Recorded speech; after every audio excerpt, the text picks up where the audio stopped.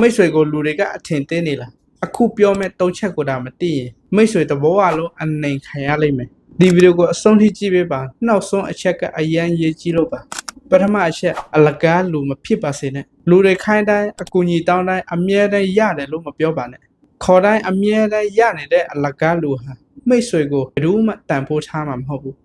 ကိုမအားရင်ပြက်ပြက်တတညင်းပြလိုက်ပါညင်းတက်တဲ့လူကိုပဲပို့ပြီးယိုတေတတ်ကြတာဒုတိယအချက်စကားပြောရင်ကောင်းလို့မနေပါနဲ့မျက်လုံးချင်းဆိုင်ပြောပြလိုက်ပါမျက်လုံးချင်းဆိုင်မပြောရတာဟာငါကအနိုင်ကျင့်လို့ရတဲ့တားကောင်ပါလို့ပြောနေတာနဲ့အတူတူပါပဲ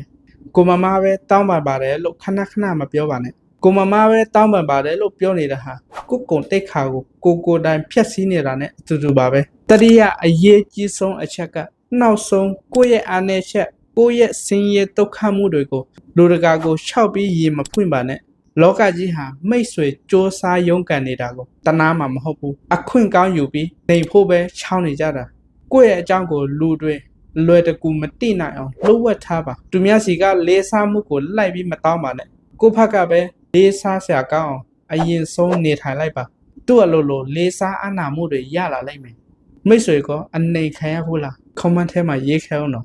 ဒီလိုဗီဒီယိုကိုကြိုက်နေတဲ့ကျွန်တော် channel ကို subscribe လုပ်ပေးထားပါနောက်ဗီဒီယိုမှာပြန်ဆုံကြမယ်